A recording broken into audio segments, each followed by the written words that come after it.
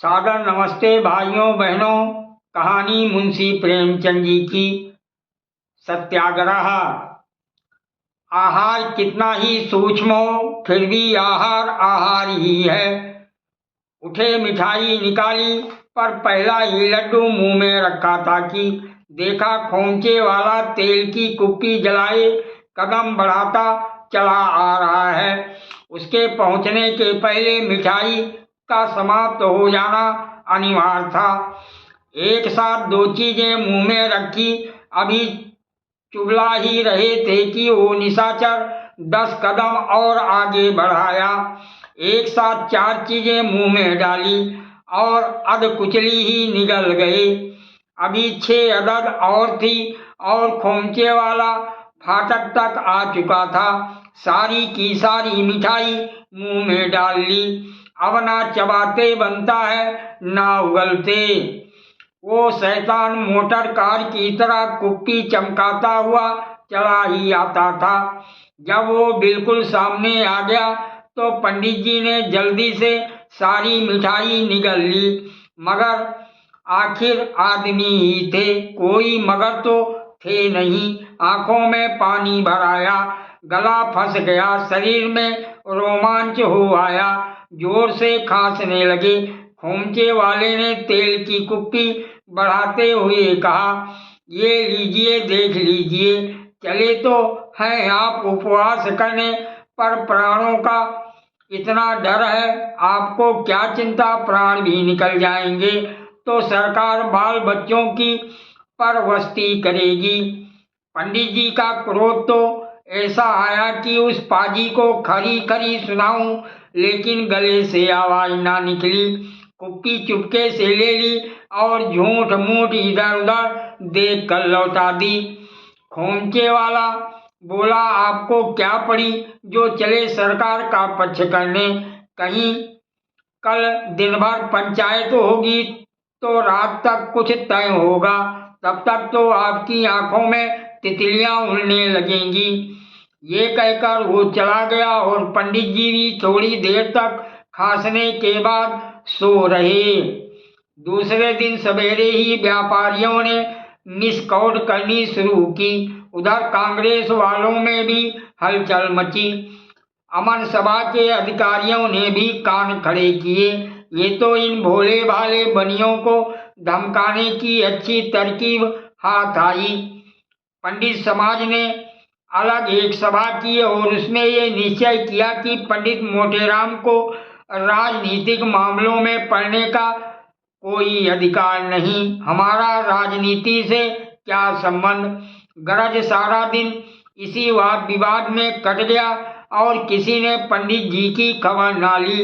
लोग खुल्लम खुल्ला कहते थे कि पंडित जी ने 1000 रुपये सरकार से लेकर ये अनुष्ठान किया है। बेचारे पंडित जी ने रात तो लोट पोट कर काटी, पर उठे तो शरीर मुर्दा सा जान पड़ता था। खड़े होते थे तो आंखें तिल मिलाने लगती थी, सिर में चक्कर आ जाता था, पेट में जैसे कोई बैठा हुआ कुरेद रहा हो। सड़क की तरफ आंख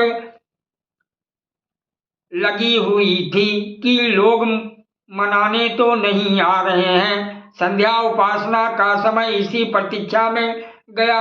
इस समय पूजन के पश्चात नित्य नाश्ता किया करते थे। आज अभी मुंह में पानी भी ना गया था। न जाने वो शुभ घड़ी कब आएगी। फिर पंडिताइन पर बड़ा क्रोध आने लगा।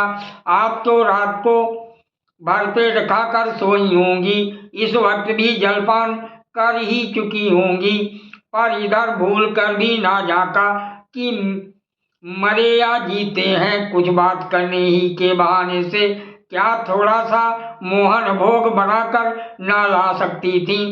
पर किसे इतनी चिंता है, रुपए लेकर रख लिए, फिर जो कुछ मिलेगा वो भी रख लेगी। मुझे अच्छा उल्लू बनाया। किस्सा कुता पंडित जी ने दिन भर इंतजार किया, पर कोई मनाने वाला नजर न आया। लोगों के दिल में जो ये संदेह पैदा हुआ था कि पंडित जी ने कुछ ले देकर ये स्वांग रचा है, स्वार्थ के वशीभूत होकर ये पाखंड खड़ा किया है, वही उनको मनाने में बाधक होता था। रात के 9 बज गए थे। सेठ भोदूमल ने, जो व्यापारी समाज के नेता थे, निश्चयात्मक भाव से कहा, मान लिया पंडित जी ने स्वार्थवश ही ये अनुष्ठान किया है, पर इससे वो कष्ट तो कम नहीं हो सकता जो अन्न जल के बिना प्राणी मात्र को होता है। ये धर्म विरुद्ध है कि एक ब्राह्मण हमारे ऊपर दाना पानी त्याग दे और हम पेट भर भर कर चैन की नींद सोएं। अगर उन्होंने धर्म के विरुद्ध आचरण किया है तो उसका दंड उन्हें भोगना पड़ेगा। हम क्यों अपने कर्तव्य से मुंह फेरें? कांग्रेस के मंत्री ने दबी हुई आवाज से कहा, मुझे तो जो कुछ कहना था वो मैं कह चुका। आप लोग समाज के अगुआ हैं, जो फैसला कीजिए हमें मंजूर है। चलिए मैं भी आपके साथ चलूंगा, धर्म का कुछ अंश मुझे भी मिल जाएगा। पर एक विनती सुन लीजिए, आप लोग पहले मुझे वहां जाने दीजिए। मैं एकांत में उनसे 10 मिनट बातें करना चाहता हूँ। आप लोग फाटक पर खड़े रहिएगा। जब मैं वहां से लौट आऊं तो फिर जाइएगा। इसमें किसी को क्या आपत्ति हो सकती थी? प्रार्थना स्वीकृत हो गई। मंत्री जी पुलिस विभाग में बहुत दिनों तक रह चुके थे, मानव चरित्र की कमजोरियों को जानते थे। वह सीधे बाजार गए और 5 रुपए की मिठाई ली। उसमें मात्रा से अधिक सुगंध डालने का प्रयत्न किया, चांदी के वर्क लगवाए और एक दोने में लिए रूठे हुए ब्रह्मदेव की पूजा करने चले। एक झज्जर में ठंडा पानी लिया और उसमें केवड़े का जल मिलाया। दोनों ही चीजों से खुशबू की लपटें उड़ रही थी। सुगंध में कितनी उत्तेजक शक्ति है कौन नहीं जानता। इससे बिना भूख की भूख लग जाती है, भूखे आदमी की तो बात ही क्या है। पंडित जी इस समय भूमि पर अचेत पड़े हुए थे। रात को कुछ नहीं मिला। 10-5 छोटी छोटी मिठाइयों का क्या जिक्र। दोपहर को कुछ नहीं मिला और इस वक्त भी भोजन की बेला टल गई थी। भूख में अब आशा की व्याकुलता नहीं, निराशा की शिथिलता थी। सारे अंग ढीले पड़ गए थे, यहाँ तक कि आंखें भी ना खुलती थी। उन्हें खोलने की बार बार चेष्टा करते पर वह आप बंद हो जाती। ओंठ सूख गए थे। जिंदगी का कोई चिन्ह था तो बस उनका धीरे धीरे कराना। ऐसा संकट उनके ऊपर कभी नहीं पड़ा था। अजीर्ण की शिकायत तो उन्हें महीने में 2-4 बार हो ही जाती थी, जिसे वो हर आदि की फंकियों से शांत कर लिया करते थे। पर अजीर्ण अवस्था में ऐसा कभी ना हुआ था कि उन्होंने भोजन छोड़ दिया हो। नगर निवासियों को, अमन सभा को, सरकार को, ईश्वर को, कांग्रेस को और धर्म पत्नी को जी भरकर कोस चुके थे। अब इतनी शक्ति भी नहीं रही थी कि स्वयं खड़े होकर बाजार जा सके। निश्चय हो गया था कि आज रात को अवश्य प्राण पखेरु उड़ जाएंगे। जीवन सूत्र कोई रस्सी तो है ही नहीं कि चाहे जितने झटके दो टूटने का नाम ना ले। मंत्री जी ने पुकारा, ओ शास्त्री जी। मोटे राम ने पड़े पड़े आंखें खोल दी। उनमें ऐसी करुण वेदना भरी हुई थी जैसे किसी बालक के हाथ में कौवा मिठाई छीन ले गया हो। मंत्री जी ने दोने की मिठाई सामने रख दी और झज्जर का पर कुल्हड़ औंधा दिया। इस काम से सूचित होकर बोले, यहाँ कब तक पड़े रहिएगा? सुगंध ने पंडित जी की इंद्रियों पर संजीवनी का काम किया। पंडित जी उठ बैठे और बोले, देखो कब तक निश्चय होता है। मंत्री जी बोले, यहाँ कुछ निश्चय नहीं होगा। आज दिन भर पंचायत हुई थी और कुछ तय ना हुआ। कल कहीं शाम को लाट साहब आएंगे, तब तक तो आपकी ना जाने क्या दशा होगी। आपका चेहरा बिल्कुल पीला पड़ गया है। मोटे राम जी बोले, यही मरना बदा होगा तो कौन टाल सकता है, इस दोने में कलाकंद है क्या। मंत्री जी बोले, हाँ, तरह तरह की मिठाइयाँ हैं।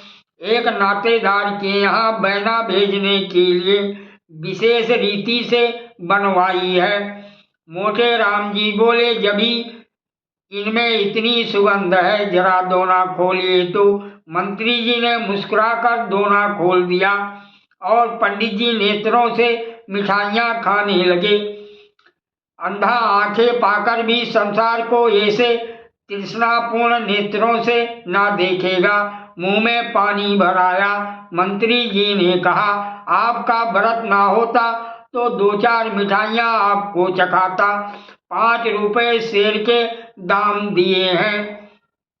मोटे राम जी बोले, तब तो बहुत ही श्रेष्ठ होंगी। मैंने बहुत दिन तक हुए कलाकंद नहीं खाया। मंत्री जी बोले, आपने भी तो बैठे बिठाए झंझट मोल ले लिया। प्राण ही ना रहेंगे तो धन किस काम आएगा। मोटे राम जी बोले, क्या करूं, फंस गया। मैं इतनी मिठाइयों का जलपान कर जाता था। हाथ से मिठाइयों को टटोलकर भोला की दुकान की होंगी।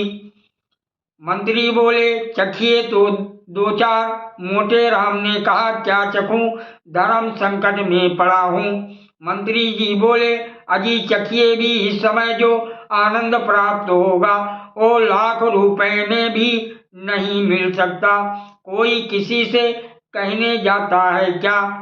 मोटे राम जी ने कहा, मुझे भय किसका है, मैं यहाँ दाना पानी बिना मर रहा हूँ और किसी को परवाह ही नहीं, तो फिर मुझे क्या डर। लाओ इधर दोना बढ़ाओ, जाओ सबसे कह देना शास्त्री जी ने व्रत तोड़ दिया। भाड़ में जाए बाजार और व्यापार, यहाँ किसी की चिंता नहीं। जब धर्म ही नहीं रहा तो मैंने ही धर्म का बीड़ा थोड़ो ही उठाया है। ये कहकर पंडित जी ने दोना अपनी तरफ खींच लिया और लगे बढ़कर हाथ मारने, यहाँ तक कि पल भर में आधा दोना समाप्त हो गया। सेठ लोग आकर फाटक पर खड़े थे। मंत्री ने जाकर कहा, जरा चलकर तमाशा देखिए। आप लोगों को ना बाजार खोलना पड़ेगा, ना खुशामद करनी पड़ेगी। मैंने सारी समस्याएं हल कर दी। ये कांग्रेस का प्रताप है।